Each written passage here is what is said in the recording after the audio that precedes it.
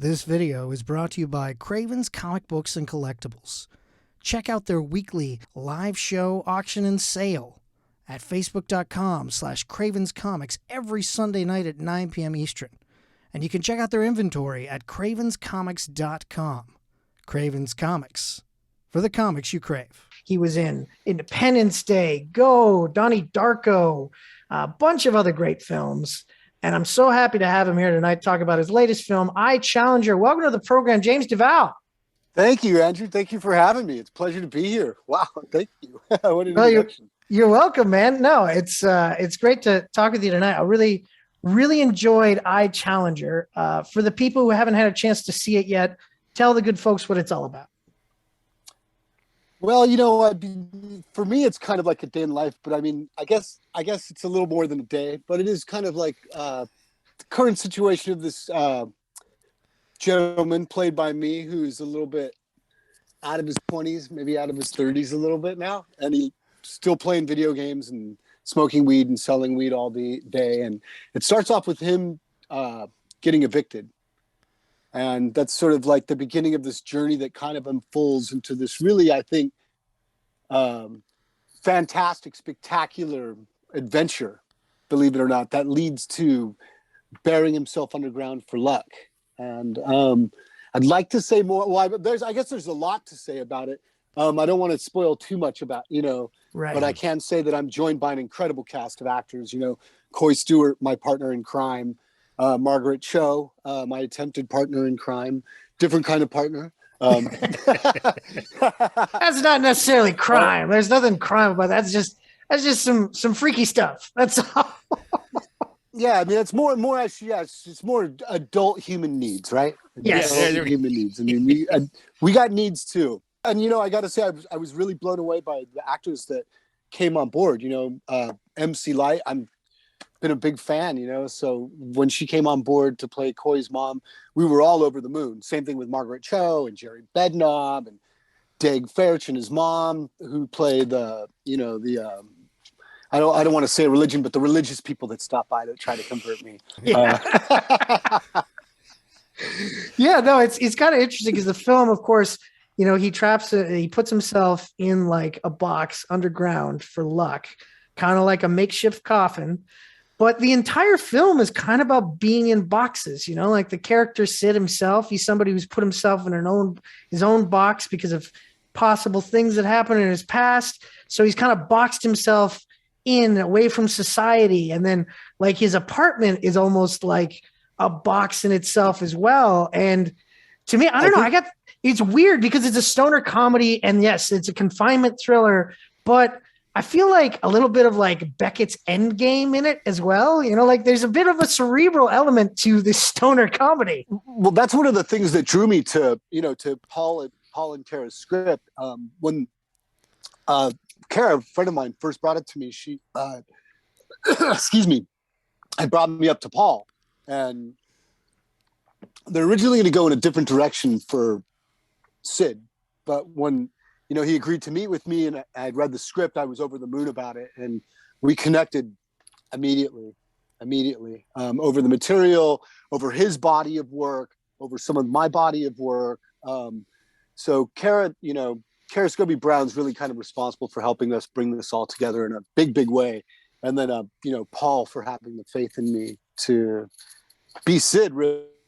Because I think that the cerebral part that you're talking about is that it is a stoner comedy, but it is so much more. Just like us stoners, we are stoners, but there's so much more to us than that. We're pretty deep, and the movie gets pretty deep. And in that sense, like you said about the characters, they're all in boxes. So it's kind of like catfishing. Nobody is who they say they are. Sid's not. Coy's character is not. Logan, Maggie. Margaret Cho's character, when she comes in, she's not who she said she was. I'm not who I said I was. So, have these we're communicating, putting on this facade of who we are, or we want people to think we are, and not of who we really are. And it's fascinating because I think that Sid, who's really just as lost as everybody else when we first meet him, on this journey goes to find more than just himself. Oh yeah, no, for sure. That was the thing, is like I was looking at it and as I was watching the film, it made me really think about the world we live in today. Like how, like to what Andrew was saying, like we can potentially box ourselves off from other people and the world itself, and then seeing how this adventure unfolds about, trying to live outside, live that world. And then of course there's the social media element to this film, which really speaks to a lot of what's going on in the world. Like there's a lot like that this film is like touching on the zeitgeist of today. And I was just, can you talk a little bit about what that was like working with the film? Well, the idea that it was so kind of in touch with the social media and how we are motivated to use things like social media. I mean, for the first time, at least catalog, it's been happening for a little while since cell phones, but we have a certain amount of people who die every year from being eaten by ants and eaten by sharks, probably not very many, not as many as that fall off a cliff or a building trying to take a picture, certainly, and so I think it addresses that, and it does take it to kind of an extreme degree, but then again, kids are eating Tide Pods. I can't remember what the latest thing I heard about. Oh, they were putting cough syrup on chicken. It's the latest thing. Is it cough syrup on what? They're baking cough syrup into the chicken, frying cough syrup. Oh my God. Yeah, it's not advisable. It's not good. And also heating that syrup up creates toxic fumes. So it's really not advisable. But it's the idea, and when we were speaking about this, he was telling me, Paul was telling me about when he was writing the script, looking for, one of these kind of what these crazy kids were doing. And he came across, and Kara came across people who were burying themselves underground for luck. Because gosh, who doesn't want luck? Who couldn't use more luck? Luck to change their life. Anything to change things, especially now. And what's funny is like, I think we shot this right before we hit this pandemic kind of stage, but certainly the mood and emotions were there, like we're saying, with social media and the current state of things. And, them tackling that in the film where people present themselves to be one thing, certainly like Sid. And you discover, just like all the other characters, I think in the film as well, that there's a lot more to them than meets the eye. Like most of us. I gotta say though, James, you I haven't hit on it yet. We haven't got there but I got to. I had a really hard time watching this movie for one reason only, is because I'm very claustrophobic. I cannot. I can't even imagine you on set working inside that. I know it was safe and but it's just like I was getting like PTSD watching the film because it's just like I don't like how. Well, you did have one big scare, didn't you? I had one or two little scares there, big scares. I think for most of the part, as you can see, there's like always a facade. There's a side of the box that's always missing. Mm-hmm. But then there were the things that inside the box with the water in it, shutting me in and then only using the GoPro footage. And so there was a time when I really was trapped in there. There was lights that were placed over it after the lid was shut and sandbags. And so it got really hot and really stuffy very, very quick in there. And I remember a couple times I was rehearsing the dialogue and going over it. I'm like, just leave me in here. I'm just going to rehearse. And they shut me in and it was the same thing. So I sympathize and I empathize because, you don't think about that when you're working as much. And I'll explain that to you, how I prepared for it in a moment. But I started screaming. Like I just lost it. All of a sudden I had to get out. It just was too much for me. And I remember at one point there was nobody coming to open the lid. And I really started to freak out. And they're like, "Oh, I'm so sorry. We thought you were rehearsing." And I was like, "Well, I was rehearsing, but I was only rehearsing until I was really freaking out. And then I really needed to get out of the box." Yeah, that's gotta suck when you're rehearsing, freaking out. They don't know what's real. What isn't. You're just that good of an actor, James. That's what it comes down to. Well, you kind of figure you can't use any of the dialogue. Go, "Hey, you guys, this is James Duval, and I'm not kidding, but you really need to open this up because I'm really freaking out here." Because everything you're trying to say is what Sid's saying. I gotta go, be out of here. I can't take it anymore. I'm like, wait, that's not gonna work. That's not gonna work. That's definitely not gonna work. And the actual filming of it, aside from like the claustrophobic elements, you were shooting days lying on your back. That's got to be, and then of course with the stuff in the bed earlier, that's more time just lying on your back. So a lot of this film, you're performing horizontally. What was it like to, perform that way for that long a period of time? Well, actually, it's a good question, Andrew, because that was one of the things I did to prep was lie on my back and learn my lines and rehearse my lines. Because believe it or not, when you're lying on your back saying dialogue, it's a lot different than standing up. I can't explain it other than it's awkward. And so to perform as naturally as possible, and I guess, since he is lying down, the dialogue lends itself to that. The one thing that I did to prepare with Paul, and then I did, which was a great idea, and I started doing it at home. We started as a rehearsal, was lying underneath the table. So I couldn't really see anything in front of me. It was only a couple inches in front of me. And then learning to do the dialogue with something in front of me. So I became comfortable with having something in front of me. Of course, the sides of the table are open, so I can still get at it anytime. But it really does kind of make itself into a little makeshift box, imaginary box. And so because I was so, we shot the movie in 12 days, and I spent 2 of it inside the box shooting all the stuff.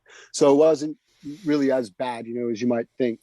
But I have to, and then probably half a day lying down in bed with Mark, being tied up after Margaret. And I'll leave that for you, audience members. You need to see this. That's right. You need to see. We're not going to give all the goods away. Yes, that's the. Basically, this film, James, is every single worst nightmare of my life coming true. Mine too.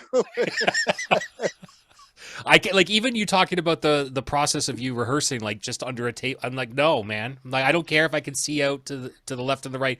No, it's just too much. I don't need that in my life. I need lots. I'm an indoor guy. Don't get me wrong. I'm not a big outdoor guy. So me and Sid would get along in that regard. But I need at least 6 feet around me, at least, and a way out. Yeah, you know what?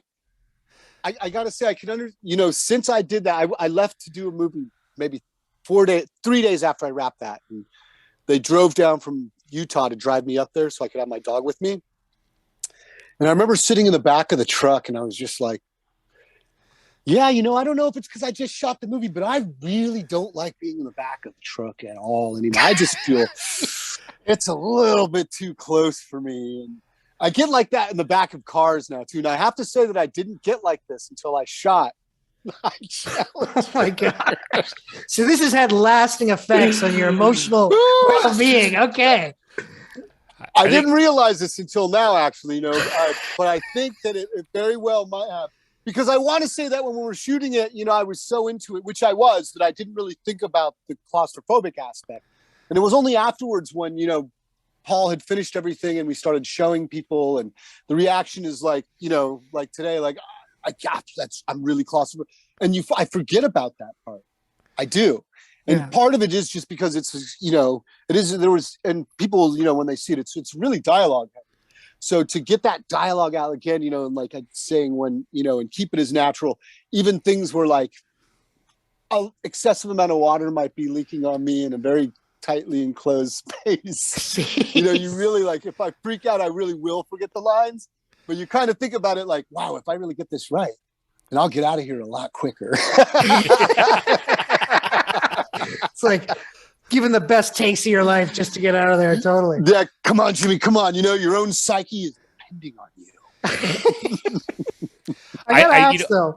I think your therapist is going to get a lot out of this going forward. That's there's some things you need to work. You need to work through here. If trucks and cars are having problems with you now, you're having problems with those, I gotta say, it feels a little claustrophobic. I do feel I've never before, but I feel a little claustrophobic in the back of trucks and cars now. Oh my gosh. And also with the water element, you could never use a Porto shower again. That's just, those walls are too close. Oh man. But the thing that really compels me about this film is that even though it's an indie film with a minimal number of sets, and the most of this journey this guy does is online, but it's built like a Joseph Campbell's journey of the hero, even in the sense of death and rebirth are kind of covered in it as well. The death and rebirth, there's the love, there's I wouldn't say the princess because I don't come to her rescue, but Tina Majorina's character, whose flawless performance in this movie. I gotta say, I'm really over the moon about her, especially working with her, and especially watching her performance in it. It's being a big fan for years and years.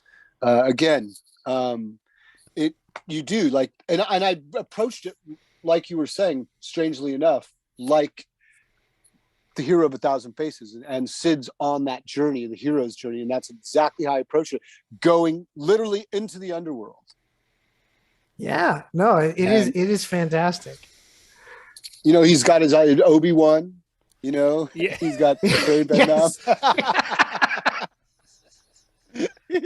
Oh man, yes, exactly.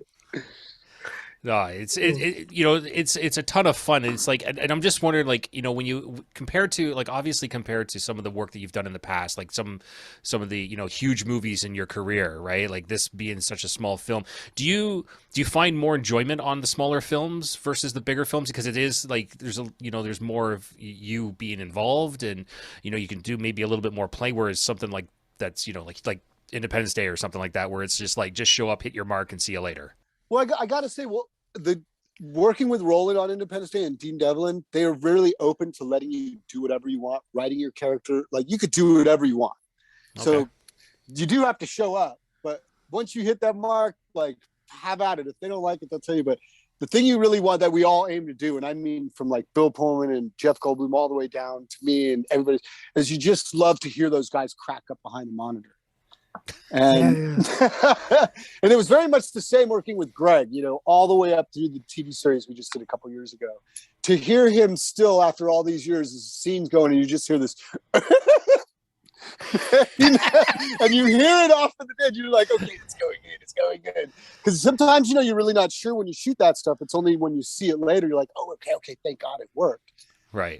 Ultimately, I mean, I do, and I always have had a special place in my heart for indies. But over the years, I've learned to love the advantages. There's advantages of working with both, as long as you're working with talented people. Right. And I mean the filmmakers and the actors together, because given a bad one in either scenario is not enjoyable, which I've been in both. Oh, of course. My gosh. We have some emails that just came in. This one is from Joe E, who writes, "Hey geeks, I know that James is also a musician. What instruments does he play? Is he in a band? Any musical projects that we should know about? Thanks." Oh, right on. Well, how's it going, brother? Thank you for asking. I used to play in a couple bands. I grew up playing the piano, and I play guitar and bass guitar and still piano now. But I haven't played in a band probably in almost 10 years.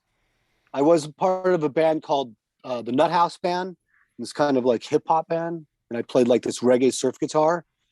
And then, and I met him by buying weed from him out of a music studio. And he was like, yo, I need this like reggae surf guitar. And I was like, well, hold on, does this work? And it's like, then there was like magic. It's like that match made in heaven, at least for a few years, you know, and it was nice to take a break because you know, going through the rigmarole of the film business or the entertainment business, really, I think anything in general that has a high rejection rate, you know, I learned this saying from my friends, but it's true. It's like sometimes when you're banging your head against the wall, you do it for long enough, it starts to hurt.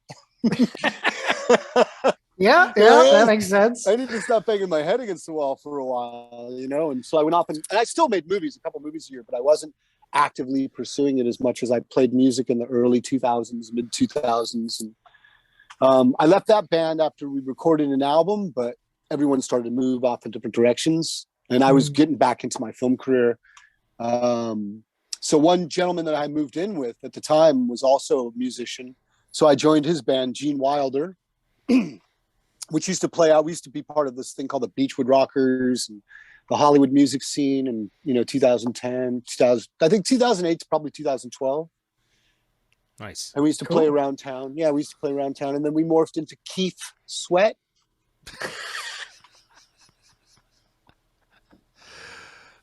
And then eventually, like, you know, like I said, I still play. I was playing music today for a couple of hours. I still have my guitar and my bass guitar right next to me. Is that a bit of therapy for you then? Like to be able just to like, what, you know, move away and then just sit down and just play some riffs and just go to town? It really is. I mean, you don't think about it after a while. And it does stem from playing, you know, I was classically trained pianist when I was a kid. So you played all the time. And when I didn't have a piano anymore, kind of started getting frustrated, and I wasn't really sure why. And I just didn't have an outlet. And so I went with my first unemployment check at 19 and I bought a guitar. And That's I awesome. had my friends teach me to play guitar. Yeah, and because that you can take anywhere. I could take that to set. I could put it in a car. It was easy to move. Piano wasn't something that was as easy to do. Although I do have a full keyboard is now as well over on the other side of the room. That's cool. Yeah, so I still play music, but it's more of a personal thing. Like, get up in the morning, I have my coffee, and I kind of pick it up and just start playing, and I don't really think about it. Sometimes new songs come on, and I want to learn it, so I'll learn something.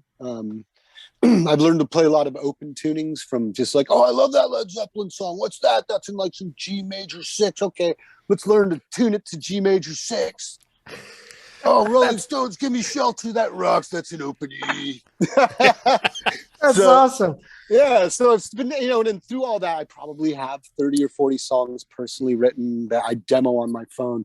But that's just a for fun thing. I've never really thought about it, putting any of that out in years, like putting the projects out in years.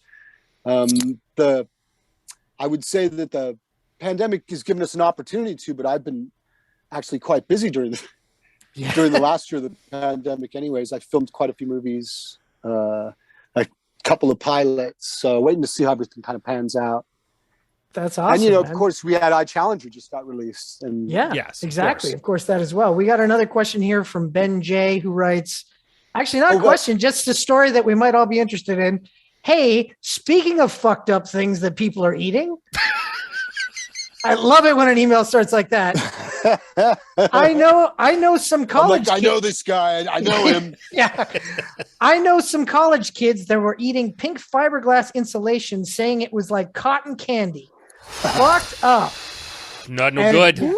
That's no good. Be right there. It's just I don't see how once they eat it. I mean, that's kind of almost over, right? Yeah. And he finishes off by saying, "Love both James and Geek Hard." So we all love you as well, Ben. Oh, we love you. We love you, man. We definitely love Geek Hard. Like I remember, I was excited to that you guys wanted to do the interview with me because I do know of you guys, and I've been considering myself a geek since before I considered myself a geek when they were calling me a geek. Well, there you go, man. I was a Star Wars fan before being a Star Wars fan was cool. Well, see, Star Wars is the one thing that goes from cool to not cool to cool to not cool, depending on what decade you're in. So there you go. Yeah. It was. I think the kids. I mean, at the time, because I was 6 when the original Star Wars movie came out. Yeah, 6 years old. So I think some kids were into it, but it was mostly kids that were a little bit older. Yeah. Right. And then and I was such a diehard fan that by the time Return of the Jedi came out, everyone's like, G.I. Joe. And I'm like, yeah, G.I. Joe, but Star Wars. Don't let it die. When it's fun, you're letting it die. It's funny you bring that up because Green is the same way, whereas I was one of those kids going, yeah, G.I. Joe. So we're split. Yeah. It was Transformers. It was Macross, which all that stuff, if you look like the nostalgia, and I loved it then, but I just didn't want Star Wars to die. Because I was waiting for episode 7 in 1986, and it didn't come. Me too. Oh my God. Well, James, I just want to say it's been great talking with you, and I just wanted to finish off by saying that you're a part of my Christmas celebrations every year because everybody has the Christmas movies they watch. Oh, yeah, a Christmas movie for me is Go. I watch Go every Christmas. Love you for that. I'm so proud of that movie too. I got to say, working with Doug Liman and that cast and crew of people. Woo! Yeah. Fantastic film. And I still can't. Yeah, I can't get over that I did that movie. I look back on that with a lot of love and a lot of pride. Yeah, you've not enough that were people with, I'm sorry. No, I was just gonna say you've worked with so many great people over your career. You just continue to be blessed with having all these great people to work with. Thank you. I feel very fortunate. I hope it continues. Well, it's like looking back at Go, even back then you were doing buddy comedy stuff. You and Breckenmeyer in the back of that car, and now still doing buddy comedy stuff and still doing great work with it, sir. Oh well, thank you very, very much. And thank you for checking iChallenger out. I got to say, we're really, really, really proud of that movie. And as you guys were kind of asking before, it's doing movies like iChallenger is the joy of making independent film. it's difficult to find material like that on the studio level. And like it's really not there. Not this kind of weird storytelling anyways. No, totally. So, you know, this is like the epitome of what I love to do and why I love to do it. That's fantastic. And people check it out on VOD and digital right now. It's available. Definitely worth checking out. Absolutely. A great film. And James, I just want to thank you for coming on the program. You've been a delight to talk to, man. And I can't wait to see all the other things you've been working on during the pandemic when they come out. Oh, thank you. Well, you know, there's the Boy Harsher. This band, Boy Harsher, has a new album and a short film called The Runner. I'm in that. Cool. Feature in that, although not musically, but I am in the musical pieces. And there's a movie called Nightshade that also just came out. That's a sort of murder mystery starring Lou Ferrigno Jr., who's fantastic, and BJ Britt. So check it out if you guys get a chance, and stay tuned because I've got a lot more coming you guys' way out, to be quite honest. That's amazing. In the meantime, people definitely check out iChallenger.